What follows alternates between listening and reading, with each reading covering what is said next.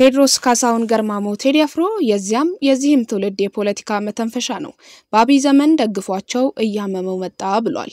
በአባይ ግድብ ጉዳይ ጭንቀት በዋጣቸው ጊዜ በግብጽ ላይ ዛቻ ሰንዝሮላቸዋል። አብይን ተቃውሟቸውም ታይቷል። አርማሽ ቀናበል በተባለው ሙዚቃው ላይ እኔም አለው እስካሁን ተስፋ ሰንቄ በወንዜ ባገሬ ያለው አገር ናፍቄ እኔስ እስካይሽ ጨነቀኝ ሀገሬ መምጫሽ ናፈቀኝ እያለ ብሶቱን ተንፍሶባቸዋል። ናእት ባለው ሌላ ነጠላ ሙዚቃው ላይ ደግሞ ለደቂቃም አይቆይ በስልቱ ቦግልም እያለ መብራቱ ብልጭልጭ ቢሆን ዳሱ ማን ሊታደም ከድግሱ እያለ ወርፏቸዋል። በአፍላው የስልጣን ግዚያቸው ግን እንደ ብዙ ኢትዮጵያውያን ደጋፊያቸው ሆኖ ቆሞ ነበር።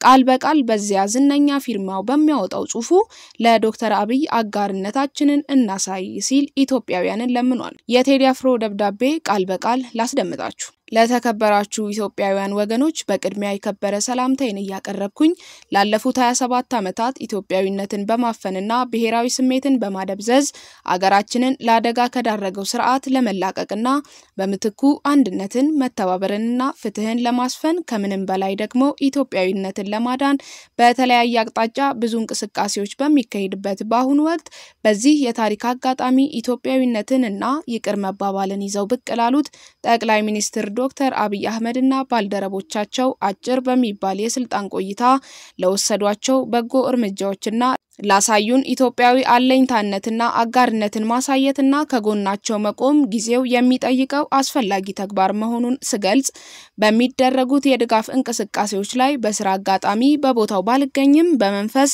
አብሬያችሁ መሆኔን ሳረጋግጥ በታላቅ ኢትዮጵያዊ ስሜት ነው። ድል ለኢትዮጵያዊነት፣ ፍቅር ያሸንፋል። ቴድሮስ ካሳሁን ቴዲ አፍሮ። የምንወዳችሁ የቤታችን ሰዎች ከላይ የቀረበውን የቴዲ አፍሮ ደብዳቤ አብይ የድጋፍ ድምጾች ከተሰኘው የጥበበ ስላሴ ለገሰ መጽሐፍ ገጽ 70 ላይ እንዳገኘነው አስተዋውሰናችሁ ወደ ዛሬው የቴዲ አፍሮ ዓለም እናዝልቃችሁ። ዛሬ የቀድሞ ጠቅላይ ሚኒስተር መለስ ዜናዊና ቴዲ አፍሮ የነበራቸውን ትንቅንቅ የቃላት ጦርነቶችና ቴዲ እንዴት ብሎ ከእስር ቤት ወጣ፣ የእውነት ሰውየውን ገድሎታል አልገደለውም የሚለውን እናስቃኛችኋለን። ላይክ፣ ሼርና ሰብስክራይብ እያደረጋችሁ ተከታተሉን። ታላቁ መሪ የሚባሉት የቀድሞ ኢትዮጵያ ጠቅላይ ሚኒስተር መለስ ዜናዊ የተሳካላቸው ንግግር አዋቂ ናቸው። በትላልቅ መድረኮች ላይ መሪነታቸውን የሚመጥኑና አሳማኝ ነጥቦችን ያነሱ ነበር። ከዚህ ባለፈ ግን መልእክት ባዘሉ አስቂ ንግግሮቻቸው ይታወቃሉ። ከነዚህም ንግግሮቻቸው አስተዳደራቸውን በሙዚቃው በመተቸትና ህዝቡን በማነሳሳት የሚታወቀው የክብር ዶክተር ቴድሮስ ካሳሁን ገርማሞን ብዙ ጊዜ ሸንቆጥ ያደርጉታል። ቴዲም አያርፍም ምላሽ ይሰጣል። የነዚህ የሁለት ሰዎች ፍጥጫ የጀመረው በ97ቱ ምርጫ አካባቢ ነበር። ያኔ ሀገሪቷ ነዳለች፣ ህዝቧ እሳት ሆኗል። በተለይ የአዲስ አበባ ወጣት ታዲያ በኢህአዴጎች ዘንድ እሳት ላይ ጋዝ እንደማርከፍከፍ የተቆጠረው ያስተሰርያል የተሰኘ የቴዲ አፍሮ አልበም በምርጫው ዋዜማ ተለቀቀ። እንደተገመተው ወጣቱ ሆ አለ፣ አዲስ አበባ ድብልቅልቋ ወጣ። ታፍኖ የነበረውን ስሜት ጃህ ያስተሰርያል ብሎ አፈነዳው። በጊዜው ቅንጅት ለአንድነትና ለዲሞክራሲ ፓርቲ በኢትዮጵያ ህዝብ ከፍተኛ ተቀባይነትን አግኝቶ የነበረ ፓርቲ ነበር። ይህ ፓርቲ በግንቦት 7 ቀን 1997 ዓ.ም በተካሄደው ምርጫ ቅንጅት ከፍተኛ ውጤት በማምጣት የአዲስ አበባን አስተዳደር አሸንፎ በተቀናቃኙ ፓርቲ በኢህአዴግ ሳይቀር ታምኖበት ነበር ማሸነፉ። ይሁን እንጂ በስልጣን ላይ የነበረው መንግስት አልበገር ባይነቱ ተጨምሮ ተጭበርብሮ በምርጫ አሸንፈያለሁ አለ። ከምርጫ በኋላ የተደረጉ ድርድሮች ዘልቀው ባለመሄዳቸው ከፍተኛ አለመረጋጋት ተፈጠረ። የወጣቱን ልብ አንድም ያነሳሳው ያስተሰርያል ዘፈን እንደሆነ ይገመታል። በእነ ልደቱ አያሌውና በእነ ብርሃኑ ነጋ ይመራ የነበረው ቅንጅት ውጤት ተጭበርብሯል፣ የኢትዮጵያ ህዝብ ድምጹን እንዲያሰማ እንፈልጋለን ብለው መግለጫ ወጡ። ይህንንም መግለጫ የሰማውና ዲሞክራሲ የተጠማው የአዲስ አበባ ወጣት ሰኔ 1 ቀን 1997 አዲስ አበባን ያጥለቀለቀ ሰልፍ ወጣ። ነገር ግን ለተቃውሞ የወጣው ወጣት በጥይት ረገፈ፣ ቆሰለ፣ አካል ጉዳተኛ ሆነ እንጂ ሐሳቡን ለመስማት የተዘጋጀ የመንግስት አካል አልነበረም። ቴዲ አፍሮ ኮርኩም አፍሪካ በሚለው ሙዚቃው ውሃ ቢገባ በአፍሪካ መርከብ አቤት ቢል ተጓዥ ሐሳብ ለማቅረብ ይሰምጣል እንጂ ከባህር አብሮ ቀዛፊው ለሐሳብ አይሰጥም ጆሮ እንዳለ ሆነና ወደ መርከቧ የገባው ውሃ ንጹህ አይደለም ይጥራልን ብሎ አቤት ያለውን ወጣት ከመስማት ይልቅ አብሮ መስጠምን መርጦ ጆሮውን ደፈነ። በወቅቱ የተሰዉ ዜጎችንም በመላው ኢትዮጵያ አንድነት ድርጅት ወይም መኢአድ በየዓመቱ እንደሚዘክር ከቪኦኤ ያገኘነው መረጃ ያመለክታል። በ17 መርፌ በጠቀመው ቁምጣ የምትለው ስንኝ ብቻዋን ሀገር አመሰች። የወቅቱ ጠቅላይ ሚኒስትር መለስ ዜናዊና ድምጻዊው የጎሪጥ እንዲተያዩ ሆነ። ህወሓት የደርግን ስርዓት ለመጣል ጫካ ገብቶ ትግል የጀመረበትን የወረፈች ስንኝ ናት። በ17 መርፌ በጠቀመው ቁምጣ ለለውጥ ያጎፈረው ዙፋን ላይ ሲወጣ እንዳምናው በበቀል ያምናውን ከቀጣ አዲስ ንጉስ እንጂ ለውጥ መቼ መጣ። ምንም እንኳን የአራት መስመር ግጥም ቢሆንም በአራቱም አቅጣጫ ሀገሪቷን ማነጋገር የቻለ ብሎም ያከራከረ ነበር። አንዳንዱ ህዝባዊ ሀርነት ትግራይ ህወሓት ደርግን ለመቀልበስ ያደረገውን እንቅስቃሴ የሚወክለው ትግራዋይን ነው እና ቴዲ በቀጥታ መናገር የፈለገው የትግራይን ህዝብ ነው በማለት ሲተነትን እንደዛ ነው ብለው ያመኑ ትግራዋይን ያስቆጣና ለቴዲ አፍሮ ጥላቻ እንዲያድርባቸው ያደረገ ነበር። አቶ መለስ ዜናዊንና ድርጅታቸውንም ለቴዲ አፍሮ ጉድጓድ እንዲቆፍሩ ሁነኛ ምክንያት የሆነው ይሄው ሙዚቃ እንደነበር ይገመታል። ምክንያቱም ቴዲ ከዛ በፊት ባወጣቸው አልበሞች ከመንግስት ጋር የሚያቃቅር መልእክት ያላቸው ሙዚቃዎችን አላቀነቀነም ነበር። ነገር ግን በምርጫው ዋዜማ ይሄን በጥላቻ ይሄንን ሲወቅሰው መለየት አቃተን የሚበጀንን ሰው እያለ ዘፍኗል። ቴዲም በምርጫው ሰሞን ያወጣው ሆም ብሎ እንደሆነ ሲጠየቅ ምርጫው ወደኔ መጣ እንጂ እኔ ወደ ምርጫው አልሄድኩም በማለት ባንዱ ቃለ ምልልሱ ላይ ጠቅሷል። ያስተሰሪያል በሚለው አልበም ውስጥ ከያስተሰሪያል ዘፈኑ በተጨማሪ ዳህላክና ኡኡታይ የተሰኙት ትራኮች መንግስት የማይፈልጋቸው ነበሩ። በዝሆን ጸብ ሲጎዳ ሳሩ ዝማይልም ያያል ግዜሩ የሚል ግጥሞችን ያዘለው ዳህላክ የኢትዮጵያና የኤርትራን ጸብ በሁለቱ ዝሆኖች ማለትም በኢሳያስ አፈወርቂው መንግስትና በመለስ ዜናዊ ሳሩ ማለትም ህዝቡ ሲጎዳ እግዚአብሔር ዝማይልም እያለ አቀንቅኗል። ኡኡታይ በሚለው ሙዚቃው ደግሞ ኡሳት ላፌ ዛሬ በሰዓቱ ጅብ ከሄደ ውሻ ይሆናል ጩኸቱ በማለት አልበሙን የህዝብ ድምጽ ይሆን ዘንድ ሳይረፍድ ኡኡ ማለቱን ጠቁሞበታል። በእነዚህ ሙዚቃዎቹ ደግሞ በህዝቡ ዘንድ ከፍተኛ ተቀባይነት ማግኘቱም እንቅልፍ የሚነሳ ነገር ሆኖባቸዋል። እናም ኢህአዴግ ቴዲ አፍሮ ላይ ጥርሱን ነክሷል። ይዋል ይደር እንጂ በቀላሉ እንደማይፋቱት ያውቁታል። በ17 መርፌ ብሎ ጀምሮ አዲስ ንጉስ ናችሁ እንጂ ለውጥ አምጪዎች አይደላችሁም በማለት የወቀጣቸውን አንድ ግለሰብ ኢህአዴግ ዝም ብሎ ካለፈ አጃይብ ነው። እንዲህ እያለ በእጅጉ ያነጋገረው አልበም ቴዲ አፍሮ ያደረገው አልበም ነበር። ቴዲ ከሙዚቃው አናትና ከህዝቡ ልብ ላይ ተተከለ። እባብ ዘለግላጋ መንታ ነው ምላሱ ቴዲ የኔ ነካ አይማርም ነፍሱ ይሉለታል አድናቂዎቹ። እንደ ንጉስ መታየት ጀመረ። ኃይሌ ገብረስላሴ እንኳን አብሮኝ ቢሮጥ እሱን አስቀድመዋለሁ አለ። ጋሽ ጥሌ ተተኪ እንዳገኘ ገለጸ። በኤልያስ መልካ የተከሸነው ያስተሰሪያል አልበም ዘመን ተሻጋሪና አብዮታዊ አልበም ለመሆን በቃ። ሆኖም ከመንግስት ጋር ፊትና ጀርባ ያደረገው አልበም በወጣ በ3ኛ ዓመቱ ሚያዚያ 2000 ዓመተ ምህረት ሰው ጋር ተገድለሃል በማለት ወደ ወህኒ ቤት እንዲወርድ አደረገው።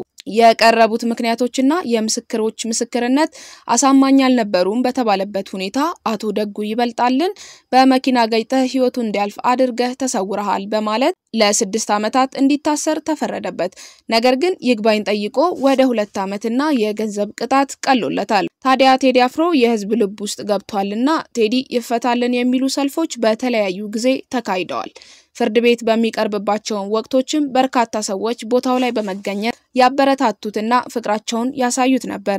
ምስክሮች ሟች ደጉ ይበልጣል አስከሬኑ ለምርመራ ሚኒሊክ ሆስፒታል በጥቅምት 22 ቀን 1999 ዓ.ም ገብቶ በጥቅምት 23 ቀን 1999 ዓ.ም ምርመራ እንደተደረገለት የሚገልጸውን ማስረጃ ቢሰጡም ቴዲ አፍሮ ግን ለኮንሰርት ከሄደበት ውጭ ሀገር የገባው ጥቅምት 23 ነበር።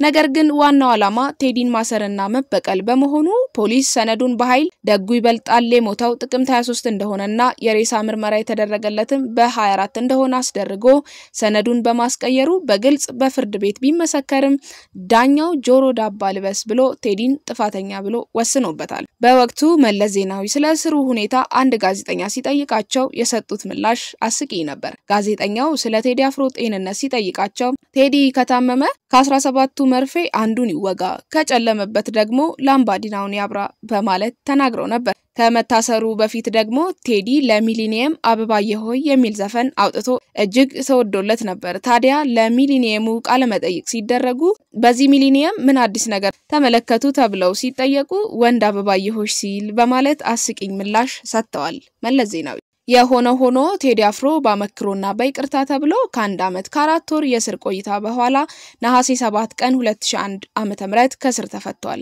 ህዝቡም መፈታቱን በታላቅ ደስታና ጩኸት አክብሮለታል። ከስር መፈታቱን ተከትሎ በአዲስ አበባ ስታዲየም የኮንሰርት ዝግጅት ያዘጋጀው ቴዲ አፍሮ ሙሉ ገቢውን ለአበበች ጎበና ገቢ እንዲሆን አውሎት ነበር። በኮንሰርቱ ላይ ካቀነቀናቸው ሙዚቃዎች መካከል አነጋጋሪ የነበረው አላምናልና የሚለው ዘፈኑን ግጥም በመቀየር ያቀረበው ነበር።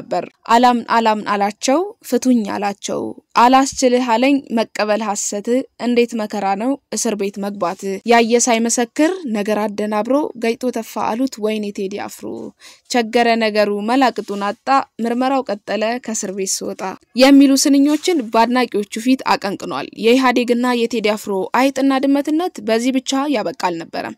በተለያዩ ጊዜያት ከሀገር እንዳይወጣ ክልከላ፣ ኮንሰርት እንዳያካሂድ እንዲሁም ሙዚቃዎቹ በየትኛውም የቴሌቪዥንም ሆነ የሬዲዮ ጣቢያ ላይ እንዳይጫወቱ ታግዶበታል።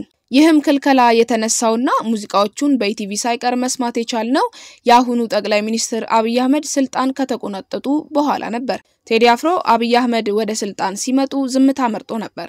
ደግናቸው ወይም ክፉናቸው አላለም። በጊዜው በርካታ ሙዚቀኞች ሲዘምሩላቸው ቴዲ ዝም አይነግዝም እንዳለ ቆየ። እነ መሳይ ተፈራ፣ ጌትሽ ማሞ፣ አብነት አጎናፍር፣ አዲስ ሙላት፣ ግርማ ተፈራን የመሳሰሉ ድምጻውያን የጠቅላይ ሚኒስትሩን ብስራት ዘምረዋል።